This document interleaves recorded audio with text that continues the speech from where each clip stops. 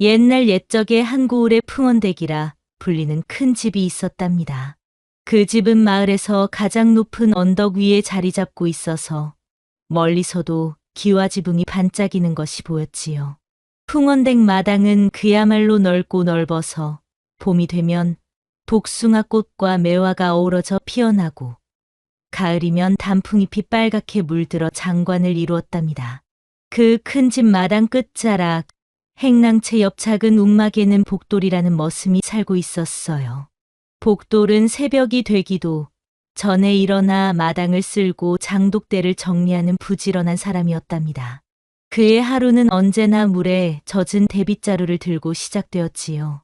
마당에 내려앉은 안개 속에서도 복돌은 묵묵히 청소를 했고 담쟁이 잎 하나하나까지도 정성스럽게 떼어내며 일에 몰두했답니다. 다른 머슴들이 게으름을 피우거나 주인 뒷말을 할 때도 복돌은 말없이 자신의 일에만 집중했어요. 칠복이라는 머슴은 특히 게을러서 자주 딴짓을 했고 만복이라는 머슴은 입이 가벼워 이 집 저 집 소문을 퍼뜨리기 일쑤였답니다.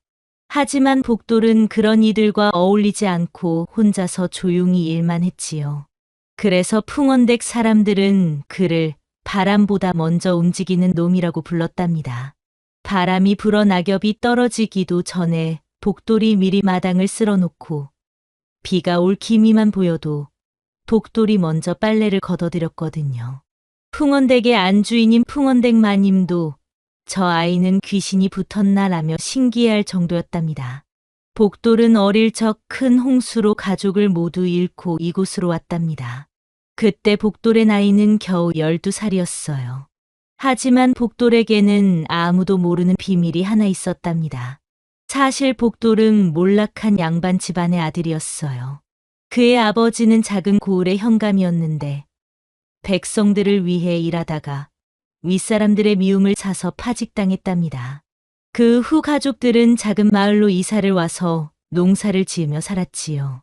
고향 마을이 물에 잠기던 그날 밤, 복돌은 지붕 위에서 하룻밤을 떠내려가다가 나무에 걸려 목숨을 건졌어요. 그때 복돌은 아버지가 마지막에 해주신 말씀을 기억했답니다. 아들아, 이제부터는 내 출신을 숨기고 살아라. 양반이라는 이름보다는 진실한 마음이 더 소중하다는 것을 잊지 마라. 그래서 복돌은 풍원댁에 와서도 자신이 그를 안다는 것을 숨겼던 것이랍니다. 머슴으로 살면서 진짜 백성들의 마음을 배우고 싶었거든요. 그 아픈 기억 때문인지 복돌은 늘 말이 적었어요. 하지만 그의 손길이 닿는 곳마다 정갈해지고 그가 돌보는 화초들은 유독 잘 자랐답니다. 복돌에게는 특별한 능력이 하나 있었는데 바로 식물들의 마음을 읽는 것이었어요. 시들어가는 꽃을 보면 무엇이 필요한지 바로 알 수 있었고 어떤 자리에 어떤 나무를 심어야 잘 자랄지도 척척 알아맞혔답니다. 그래서 풍원댁 정원은 사계절 내내 아름다웠고 마을 사람들이 구경을 올 정도였지요. 풍원댁의 교수인 초연은 아침마다 창호지 뒤로 복돌을 바라보곤 했어요. 초연은 20살이 된 처녀로 책 읽기를 좋아하는 영민한 아가씨였답니다. 특히 한시를 짓는 것을 좋아해서 방 안에는 온갖 시집들이 가득했지요. 하지만 어른들이 혼례 이야기를 꺼낼 때마다 고개를 돌리곤 했답니다. 초연은 담 넘어 세상이 궁금했거든요. 초연이 복돌을 처음 눈여겨본 것은 작년 봄이었어요. 마당에 심은 작약이 시들어가자 다른 머슴들은 모두 포기했는데 복돌 혼자서 밤새 물을 주고 돌봤답니다. 그 덕분에 작약은 다시 살아나 그의 가장 아름다운 꽃을 피웠지요. 그 모습을 본 초연은 복돌에게 마음이 끌리기 시작했어요. 복돌과 초연의 시선이 마주칠 때면 둘 다 서둘러 고개를 돌렸지요. 하지만 복돌은 초연이 창호를 닫는 소리를 늘 귀로 기억했답니다. 그 소리에는 묘한 아쉬움이 담겨 있었거든요. 초연도 마찬가지로 복돌이 마당을 쓸 때 나는 빗자루 소리를 유심히 들었어요. 그 소리는 다른 머슴들과는 달리 일정하고 부드러웠답니다. 어느 날 초연은 용기를 내어 복돌에게 말을 걸어보고 싶었어요. 하지만 교수가 머슴에게 먼저 말을 건다는 것은 있을 수 없는 일이었지요. 그래서 초연은 대신 자신이 쓴 시를 종이에 적어 창가에 놓아두곤 했답니다. 바람에 날려 복돌이 볼 수도 있을까 하는 마음이었어요. 그런데 풍원댁에는 수십 년째 닫혀 있는 별채가 하나 있었어요. 그곳은 풍원의 아버지가 젊은 시절 공부하던 서재였는데 아버지가 돌아가신 후로는 문을 걸어 잠그고 아무도 들어가지 않았답니다. 별채 안에는 수많은 책과 글씨, 그림들이 그대로 남아 있었지요. 그런데 그 별채에서 며칠 전부터 밤마다 이상한 기척이 들린다는 소문이 돌기 시작했답니다. 어떤 이는 책 넘기는 소리가 들렸다고 했고, 또 어떤 이는 작은 기침 소리가 났다고 했어요. 심지어 촛불 같은 빛이 창틈으로 새어나오는 것을 봤다는 사람도 있었답니다. 여종들은 조상님 영혼이 나타나신 게 아닐까라며 무서워했고, 머슴들은 도둑이 숨어든 게 틀림없다며 의심했어요. 하지만 풍어는 그런 헛소리 하지 말라며 대수롭지 않게 여겼답니다. 사실 별채에는 오래된 비밀이 하나 숨어 있었어요. 풍원의 아버지는 젊은 시절 고을의 부정을 고발하려다 목숨을 잃었는데 그 증거가 되는 문서들을 별채 깊숙한 곳에 숨겨두었던 것이랍니다. 그 문서들은 벽 뒤 비밀 공간에 감춰져 있어서 아무도 그 존재를 모르고 있었지요. 어느 날 복돌이 장독을 옮기러 갔다가 바람에 날린 종이 조각 하나를 발견했어요. 그 종이에는 아름다운 글씨로 시구 한 줄이 적혀 있었답니다. 달빛 아래 홀로 서니 그리움만 짙어가네. 복돌은 글을 읽을 줄 몰랐지만 그 글씨가 범상치 않다는 것을 느꼈지요. 마치 봄바람처럼 부드럽고 달빛처럼 고요한 느낌이 났답니다. 복돌은 그 종이를 소중히 품에 넣고 일을 계속했어요. 별채 문틈으로 들여다보니 안은 먼지와 거미줄 뿐이었어요. 하지만 문턱에는 새로운 발자국과 젖은 흔적이 남아 있었답니다. 그 발자국은 작고 가느다란 것이 여인의 것 같았어요. 이상하게도 마당에 고양이 한 마리가 그 별채 앞에서 오래 울다가 사라지기도 했지요. 복돌은 밤마다 별채 주변을 살펴보았지만 아무것도 발견할 수 없었어요. 하지만 분명히 누군가 그곳에 있다는 느낌이 들었답니다. 마치 꽃들이 목이 마르다고 속삭이는 것처럼 별채에서도 무언가 신호를 보내는 것 같았거든요. 한편 머슴 칠복은 복돌이 주인에게 잘 보이는 것이 못마땅했어요. 칠복은 복돌보다 2살이나 많았는데 항상 복돌이 더 인정받는 것이 질투가 났답니다. 그래서 장작을 일부러 어지럽혀 놓고 복돌에게 누명을 씌우려 했지요. 복돌이 그놈이 장작을 대충 쌓아놨다가 넘어뜨렸습니다. 칠복이 이렇게 고자질했지만 복돌은 억울해도 변명하지 않았어요. 그저 말없이 다시 장작을 차곡차곡 쌓기만 했답니다. 그 모습을 멀리서 지켜본 초연은 복돌의 마음을 조금씩 이해하게 되었어요. 칠복의 질투는 점점 더 심해졌답니다. 어느 날에는 복돌이 정성껏 가꾼 화분을 일부러 깨뜨려 놓고 모른 척했어요. 또 어느 날에는 복돌의 빗자루에 몰래 진흙을 묻혀서 마당을 더럽게 만들었지요. 심지어 복돌의 움막에 몰래 들어가 소중한 물건들을 숨기기도 했답니다. 하지만 복돌은 그런 일들이 계속 일어나도 화를 내지 않았어요. 오히려 더욱 조심스럽게 일을 하며 칠복에게도 따뜻하게 대했답니다.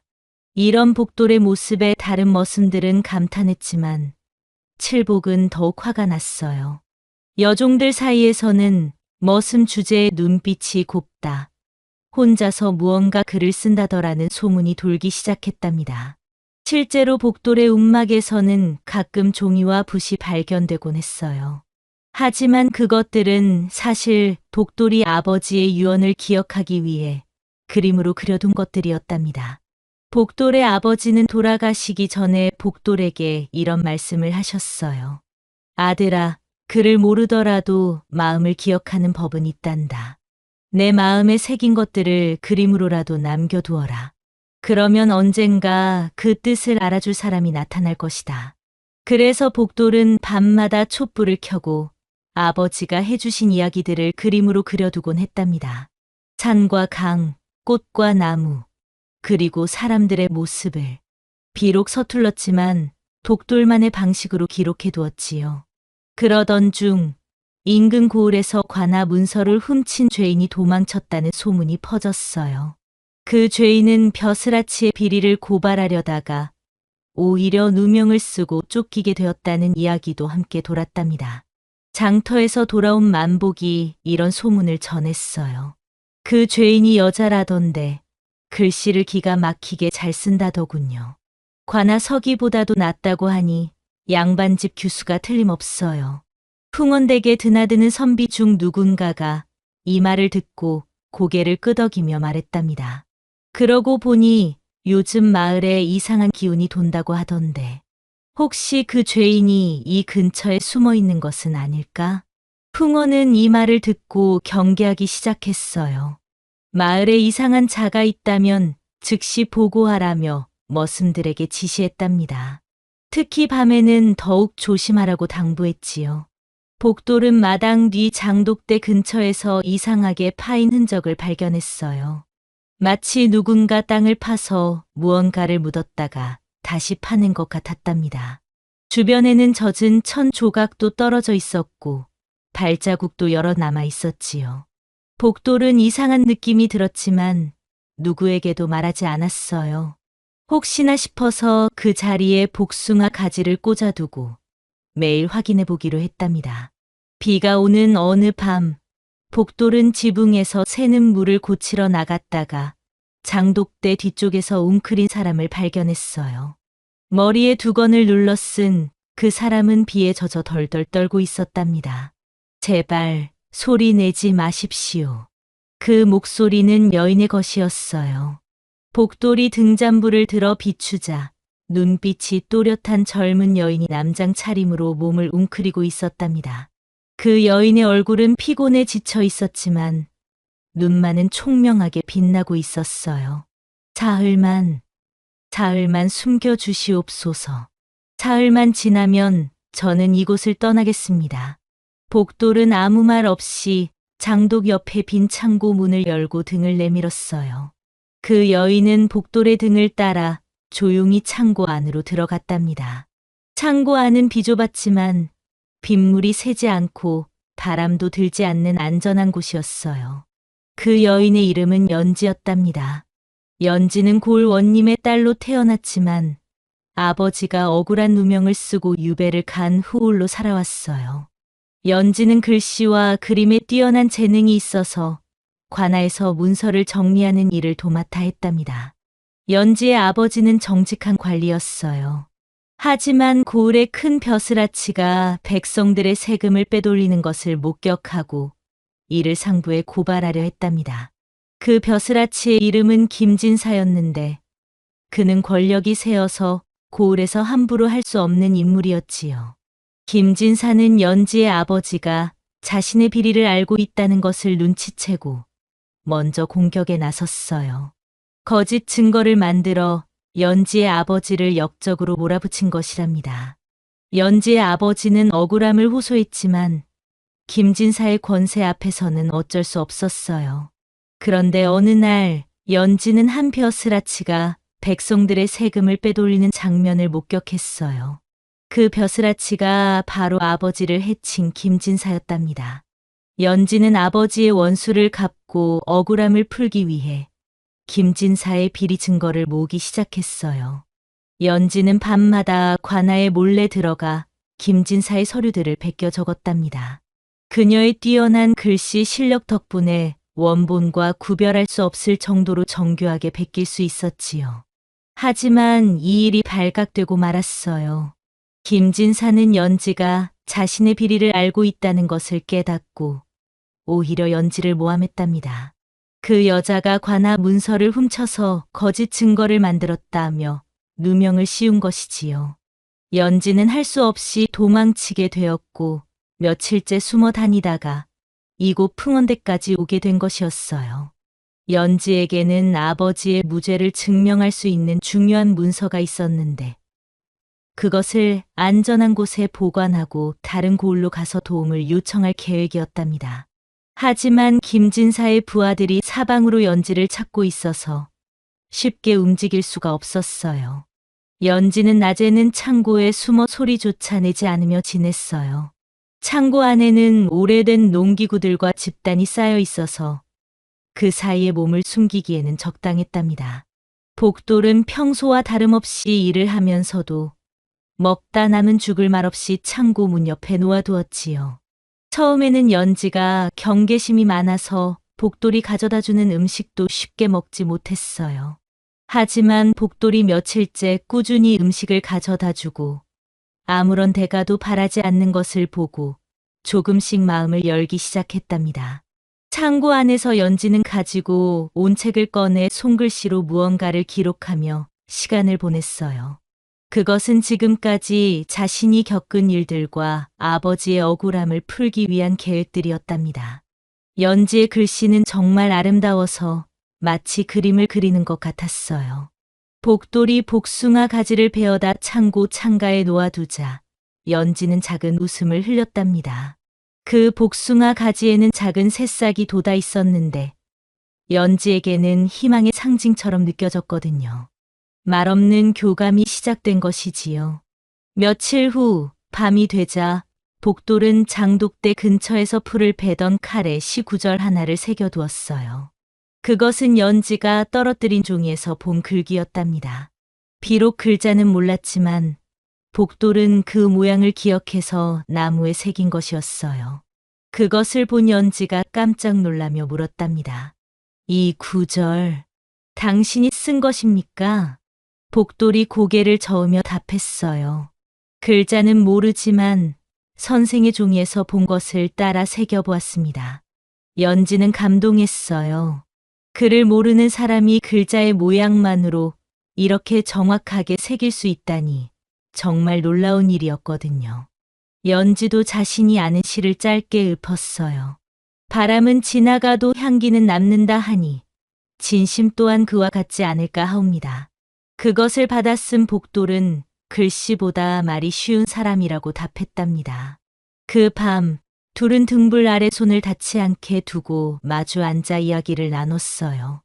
연지는 자신의 이야기를 조금씩 털어놓았고 복돌은 주로 듣기만 했지만 가끔 따뜻한 말로 위로해 주었답니다. 당신 이름을 불러도 될까요? 연지라 하옵니다.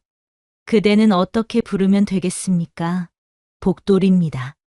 복복, 돌돌. 복이 있는 돌이라는 뜻이라고 어머니가 그러셨어요. 감정의 연결이 시작되었지만 외부는 조용하지 않았답니다. 머슴칠복은 복돌이 늦은 밤에도 마당을 서성이는 것을 의심했거든요. 평소에 일찍 자던 복돌이 요즘 들어 밤늦게까지 밖에 나와 있으니 분명 무언가 수상한 일이 있을 거라고 생각했어요. 몰래 뒤따르다가 창고 근처에서 물병 자국과 복숭아, 가지 흔적을 발견했지요. 그뿐만 아니라 창고 문틈으로 작은 빛이 새어나오는 것도 봤답니다. 칠복은 여종 하나에게 창고 귀신 소문을 슬쩍 흘렸어요. 요즘 창고에서 이상한 소리가 난다던데 혹시 귀신이 나타난 건 아닐까요? 그 여종이 호기심에 창고 문틈으로 들여다보다가 흐릿한 여인의 형체를 보게 되었답니다. 소문이 확산되기 시작했지요. 창고에 정말 귀신이 나타났대요. 아니에요. 사람 같던데. 여자 같더라고요. 혹시 도둑이 숨어든 건 아닐까요? 풍언댁은 술렁이기 시작했답니다. 초연은 여종이 흘리는 소문을 듣고 창고 근처를 살펴보았어요. 마침 복돌이 창고에 죽을 두고 나오는 것을 목격했답니다. 초연은 복돌의 행동이 이상하다고 생각했지만 나쁜 일을 하는 것 같지는 않았어요. 초연은 몰래 문을 열고 연지와 처음으로 마주했답니다. 연지는 놀라지 않고 침착하게 고개를 숙이며 거짓말을 했어요. 기방에서 도망쳐온 몸입니다. 며칠만 숨겨주시면 곧 떠나겠습니다. 초연은 믿지 않았어요. 연지의 손을 보니 글을 쓰느라 굳은 살이 박인 것이 보였고 말씨나 행동이 기생과는 전혀 달랐거든요. 하지만 복돌의 눈빛을 보고 물러났답니다. 그 순간 초연은 복돌과 연지 사이의 특별한 감정을 눈치챘지요. 초연의 마음은 복잡했어요. 지금까지 자신이 복돌에게 품고 있던 마음이 무엇이었는지 깨달았거든요. 하지만 동시에 연지라는 여인이 위험에 처해 있다는 것도 알 수 있었답니다. 그날 밤 초연은 잠을 이루지 못했어요. 복돌을 향한 자신의 마음과 연지를 도와야 한다는 의무감 사이에서 갈등했거든요. 초연은 창가에 서서 달을 바라보며 긴 밤을 보냈답니다. 나는 지금까지 무엇을 했던 걸까? 담 안에서만 세상을 바라보며 진짜 어려움이 무엇인지도 모르고 살았구나. 초연은 자신의 작은 고민들이 부끄러워졌어요. 연지는 목숨을 걸고 아버지의 원수를 갚으려 하고 있는데 자신은 혼례가 싫다고 투정만 부리고 있었으니까요. 그 순간 초연은 결심했답니다. 자신도 연지처럼 용기 있는 사람이 되고 싶다고 말이에요. 그래서 초연은 연지를 도우면서 동시에 자신의 길을 찾아가기로 했답니다. 어느 날 연지가 밤마다 몰래 쓰던 종이 중 하나가 바람에 날아가 마당에 떨어졌어요. 복돌이 그것을 주워 숨겼지만 다음 날 풍원댁을 드나드는 선비 손에 들어갔답니다. 그 선비가 종이를 보더니 고개를 갸웃하며 말했어요. 이 글은 고을원님 댁 여식이 쓰던 시체와 닮았는데 참 신기한 일이로군. 풍원은 대수롭지 않게 넘겼지만 그 말을 옆에 있던 초연이 기억해 두었어요. 동시에 고을에서 도망친 죄인의 신상 정보를 알리는 첩자가 마을에 도착했답니다. 첩자는 객주집에 머물면서 마을 곳곳을 돌아다니며 수상한 사람이 없는지 조사했어요. 특히 젊은 여인이나 글씨를 잘 쓰는 사람에 대해 관심을 보였답니다. 그날 밤 연지는 복돌에게 말했어요. 내일이 지나면 떠나야 합니다. 머슴님께 신세만 지고 떠나는 일은 없도록 하려 했지만 나는 죄인이랍니다. 복돌이 답했어요. 죄인은 사람을 해치니라 들었소. 그댄 누구도 다치게 하지 않았소. 연지는 마음을 다잡으며 말했답니다. 그대가 마당을 닦던 손으로 나를 감쌌기에 나는 숨을 수 있었습니다. 그대의 마음만큼은 잊지 않겠습니다. 복돌은 처음으로 연지의 눈을 똑바로 바라보며 말했어요. 그대의 발자국이 이 집을 살렸소. 그대가 있어 이 마당이 더 아름다워졌소. 서로의 존재가 의미가 되어가고 있었답니다. 하지만 위기가 다가오고 있었어요. 첩자 하나가 풍원댁 마당 구석에서 남색 옷자락 조각을 발견했거든요. 그것은 연지가 도망칠 때 찢어진 치마 자락이었답니다. 동시에 칠복이 몰래 풍원에게 귀띔했어요. 마님, 창고에 수상한 자가 있는 것 같습니다. 복돌이가 자꾸 그쪽을 드나들더라고요. 칠복은 여기서 그치지 않았어요. 그는 밤에 몰래 창고 근처에 함정을 팠답니다. 복돌이 밤에 창고로 가다가 빠지게 하려는 신부였지요. 하지만 운 좋게도 복돌은 그 함정을 피해갔어요. 칠복은 더 나아가 복돌의 움막에 몰래 들어가서 이상한 물건을 숨겨두었답니다. 나중에 수색할 때 복돌이 도둑질한 것처럼 보이게 하려는 계략이었어요. 복돌이 그놈이 뭔가 숨기고 있어요. 분명 나쁜 짓을 하고 있을 거예요. 칠복의 계속된 고자질에 풍원도 의심하기 시작했답니다. 풍원은 곧바로 창고를 수색하라고 지시했어요. 하지만 복돌은 이미 칠복의 수상한 행동을 눈치채고 있었답니다. 며칠 전부터 칠복이 자신을 유심히 지켜보는 것을 알았거든요. 복돌은 급히 연지에게 달려가 상황을 알렸어요. 선생, 지금 당장 이곳을 떠나셔야 합니다. 누군가 의심하고 있어요. 연지는 침착하게 자신의 짐을 챙겼답니다. 하지만 이미 늦었어요. 멀리서 횃불을 든 사람들이 창고 쪽으로 오고 있었거든요. 이쪽으로 오세요. 복돌은 연지를 데리고 한밤중 별채 뒤쪽으로 이동했답니다. 그런데 그곳에서 초연이 둘을 기다리고 있었어요. 하지만 초연은 묻지도 따지지도 않고 작은 열쇠를 내어주었어요. 이건 제 방 장판 및 통로입니다. 아무도 모릅니다. 살아남으십시오. 세 사람은 촛불도 없이 어둠 속을 헤쳐나갔답니다. 뒤에서는 이쪽을 찾아봐라. 저쪽 구석도 놓치지 마라. 는 소리가 점점 가까워지고 있었어요. 초연이 내어준 열쇠로 복돌과 연지는 풍원댁 안채 아래 비밀 공간에 숨었답니다. 그곳은 풍원의 선친이 쓰던 옛 서고였지요. 묵은 책과 지도, 낡은 붓들이 놓여 있었어요. 연지는 그 중 한 권의 책에서 자신이 더스라치의 사문서를 베끼던 내용과 동일한 문장을 발견했답니다. 더 놀라운 것은 벽 뒤에서 발견한 비밀 공간이었어요. 이것은 연지가 벽의 틈새에서 꺼낸 것은 오래된 문서 다발이었답니다. 그 문서들을 보던 연지의 눈이 점점 커졌어요. 복돌님, 이 문서들을 보세요. 여기에 김진사의 비리가 모두 기록되어 있어요. 풍원의 아버지가 생전에 모아둔 증거들이었던 것이랍니다. 김진사의 비리는 이미 수십 년 전부터 시작되었고 풍원의 아버지도 그 사실을 알고 있었던 것이지요. 하지만 김진사의 권세가 워낙 강해서 감히 고발할 수 없었고 대신 모든 증거를 모아 후일을 기약했던 것이었어요. 제 아버지의 원수이면서 동시에 이 집 할아버지의 원수이기도 하군요. 연지는 운명적인 만남에 가슴이 벅차올랐답니다. 그때 갑자기 별채 위쪽에서 발소리가 들렸어요. 누군가 별채에 접근하고 있는 것이었답니다. 복돌과 연지는 숨을 죽이고 귀를 기울였지요. 이상하군. 분명 이쪽에서 빛이 보였는데 밖에서 들리는 목소리는 칠복의 것이었어요. 칠복이 혼자서 별채 주변을 수색하고 있었던 것이랍니다. 누가 있나? 나와 보시오. 칠복은 별채 문을 흔들며 소리쳤어요. 복돌과 연지는 비밀 공간에서 꼼짝도 할 수 없었답니다. 한참을 기다리던 칠복은 결국 포기하고 돌아갔지요. 위험했습니다. 거의 들킬 뻔했어요. 연지가 작은 목소리로 말했답니다. 복돌은 연지의 손을 잡고 안심시켰어요.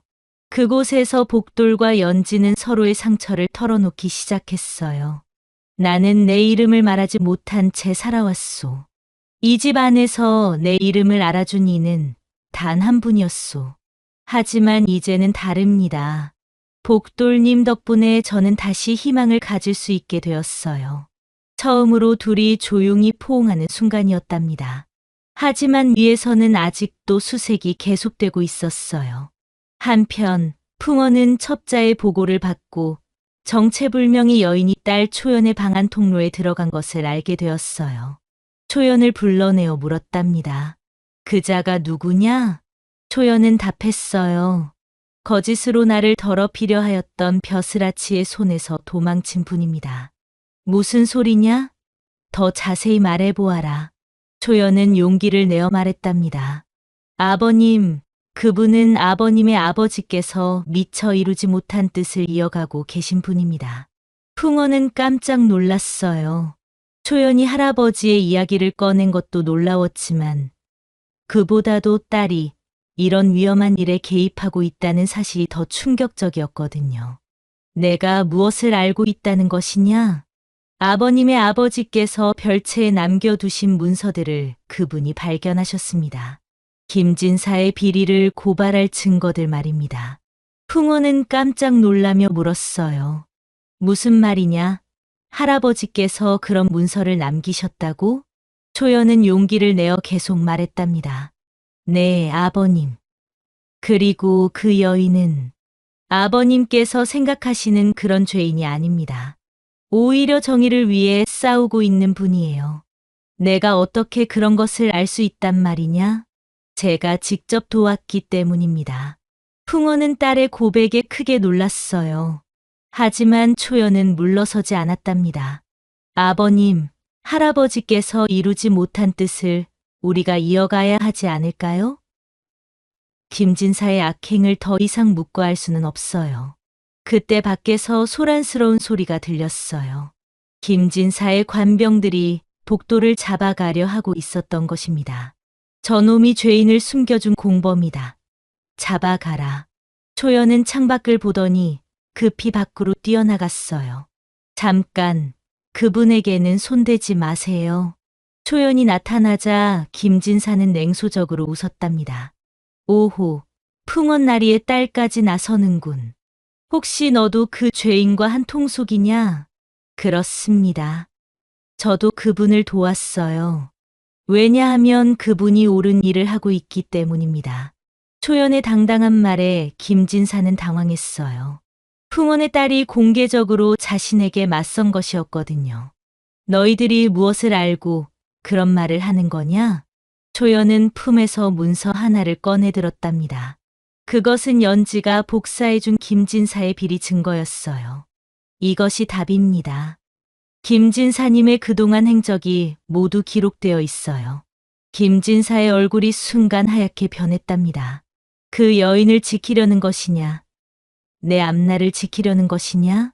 그때 첩자들이 풍원댁에서 연지의 필적이 담긴 시문과 분실된 사문서 조각을 발견했어요.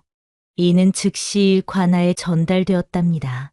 하지만 그보다 더 큰 위기가 닥쳤어요. 김진사가 직접 풍원댁을 찾아온 것이었답니다.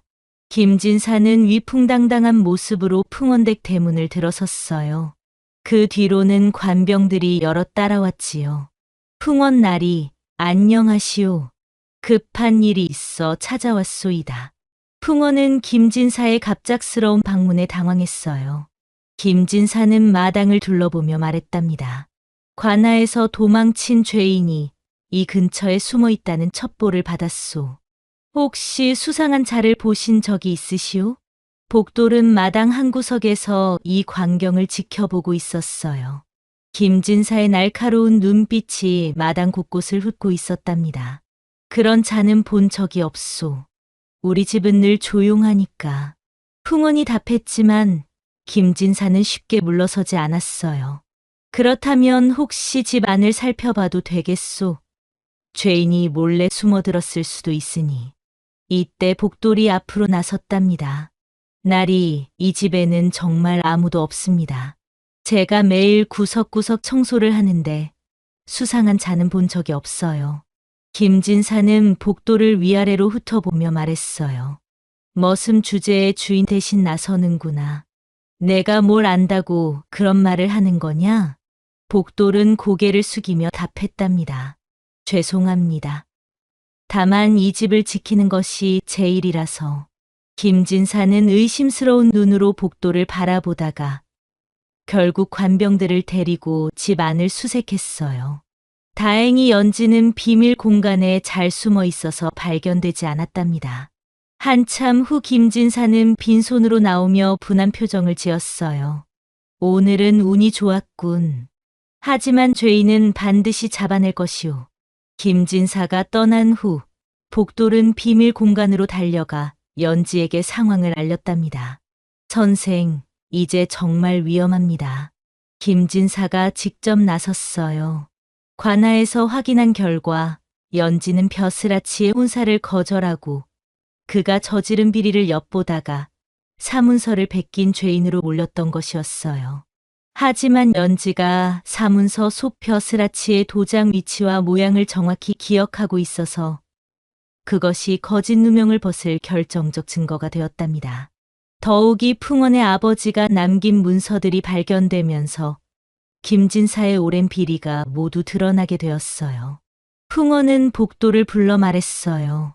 그 자를 지키는 순간 너는 다시는 내 집 마당을 밟지 못한다. 복돌은 잠시 망설이다가 고개를 들어 풍원을 바라보았답니다. 마님, 저에게는 한 가지 고백할 것이 있습니다. 무슨 말이냐? 저는 사실 글을 읽을 줄 압니다. 풍원은 깜짝 놀랐어요. 그동안 복돌이 무식한 머슴으로만 알고 있었거든요. 복돌은 계속 말했답니다. 제 아버지는 작은 고을의 현감이었습니다. 하지만 백성을 위해 일하다가 파직당했고 우리 가족은 몰락했지요. 홍수로 가족을 잃은 후 저는 제 출신을 숨기고 살아왔습니다. 그렇다면 왜 지금까지 숨겼느냐? 진짜 백성의 마음을 배우고 싶었습니다. 그리고 연지 선생을 통해 깨달았습니다.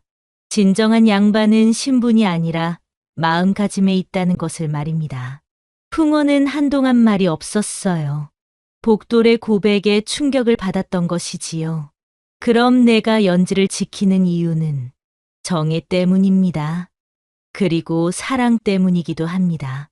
복돌의 솔직한 고백에 풍어는 마음이 흔들렸답니다. 복돌은 말없이 고개를 숙이고 이튿날 풍원댁을 떠나는 듯 허리에 보따리를 찼답니다. 하지만 그 보따리 속에는 연지의 책과 도장, 그리고 풍원 아버지의 비밀 문서들이 함께 들어 있었어요. 마을을 빠져나가기 전 복돌은 직접 관아 앞에서 연지의 도장과 풍원 아버지의 비밀 문서들을 제출하며 진술을 감행했답니다. 풍원은 이를 전에 듣고 분노했지만 초연은 아버지 앞에서 선언했지요. 진실을 외면하는 집에 나는 다시 살지 않겠습니다. 풍원은 자신이 딸과 머슴 모두를 잃게 되었음을 깨달았답니다. 자신의 집 안에서 별채를 돌보던 복돌이 가장 정직한 자였다는 것을 떠올렸지요. 마침내 관아에서 연지를 소환한 자가 이전 벼슬아치의 동료로 밝혀지고 사건은 다른 방향으로 뒤집혔어요. 풍어는 관아로 직접 내려가 연지의 신원 보증을 서겠다고 나섰답니다. 복돌과 연지는 풀려났지만 관아에서는 복돌에게 무식한 머슴의 말이라며 업신여겼지요. 그때 초연이 대신 복돌을 변호하며 말했답니다. 머슴이기에 진실을 말할 수 있었습니다. 사건이 일단락된 그날 밤, 복돌과 연지는 별채 뒷마당에서 다시 마주했어요. 복돌이 말했답니다. 그대는 이제 다시 걸을 수 있겠소. 이름을 숨기지 않아도 되니. 연지가 답했어요. 이름보다 귀한 것을 내가 여기에 두고 갑니다. 두 사람의 손끝이 닿는 순간 바람이 지나가며 별채 창문이 딸깍 열렸답니다. 사건이 끝난 뒤 풍원댁은 한동안 사람들이 말을 아끼는 집이 되었어요. 연지는 관아에서 무죄로 방면되고 과거의 문서 위조 혐의도 벗었답니다. 복돌은 다시 풍원댁 마당으로 돌아왔지만 그가 앉는 자리는 더 이상 머슴의 자리가 아니었지요. 마당 한켠에는 연지가 남긴 책보자기와 필묵이 놓여 있었어요. 그 안에는 이곳이 내 두 번째 집이었습니다 라는 메모가 들어 있었답니다. 초연은 스스로 결심해 풍원에게 말했답니다. 혼례는 제게 맞지 않사옵니다. 저는 제 이름으로 글을 쓰고 싶사옵니다. 풍원은 망설이다가 답했어요. 그것이 내가 택한 길이라면 지켜보마. 초연은 복돌에게 마지막으로 인사했답니다. 머슴으로 보이던 눈이 어느새 산을 바라보는 눈이 되셨더이다. 초연은 그를 배우기 위해 한양으로 떠났어요. 그녀의 배웅은 조용했지만 뒷모습에는 새로운 바람이 깃들어 있었답니다. 며칠 후 연지는 조용히 다시 풍원댁 별채로 돌아왔어요. 이번에는 도망자가 아닌 풍원댁에서 그를 가르치는 선생님으로 초대받았답니다. 풍원은 사건을 겪으며 자신의 잘못을 깨달았고 연지의 학식과 인품을 높이 사서 그녀를 정식으로 모셔온 것이지요. 복돌과 다시 마주한 순간 둘은 말없이 서로를 바라보았어요. 연지가 먼저 물었답니다. 마당에 매와 한 그루만 심어도 되겠습니까? 복돌이 답했어요. 그대가 심는다면 봄이 더 오래 머물 것입니다. 풍어는 풍문과 체면을 넘어서 복돌을 집안의 사위로 맡는 것에 동의했답니다. 혼례는 조촐하게 치러졌고 마을 사람들은 처음에는 웅성거렸지만 연지가 아이들에게 글을 가르치기 시작하자 진짜 선비 부부가 났다고 말했지요. 혼례 당일 복돌은 예복이 어색했지만 꿋꿋이 걸었답니다. 연지는 그를 향해 속삭였어요. 이제야 바람이 멎었습니다. 복돌도 연지의 손을 잡으며 답했어요. 그대와 함께라면 어떤 바람이 불어도 두렵지 않소. 시간이 지나 마을 사람들은 이 이야기를 전설처럼 전했답니다. 머슴이 세도가의 사위가 되었다 하더라.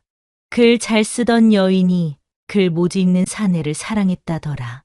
바람드는 별채에 등불이 꺼지지 않았다더라. 복돌은 여전히 마당을 쓸었지만 이제는 아이들이 따라다녔어요. 연지는 매화 아래에서 아이들과 시를 짓고 복돌은 그 옆에서 장작을 펴며 그 글을 듣고 웃었답니다. 그들이 심은 매화는 해마다 더 아름다운 꽃을 피웠고 그 향기는 마을 전체에 퍼져나갔어요. 마지막 장면에는 바람에 흔들리는 매화가 있었고 벽에 걸린 작은 서판에는 이런 글귀가 적혀 있었답니다. 그대의 이름은 바람 속에서도 지워지지 않소.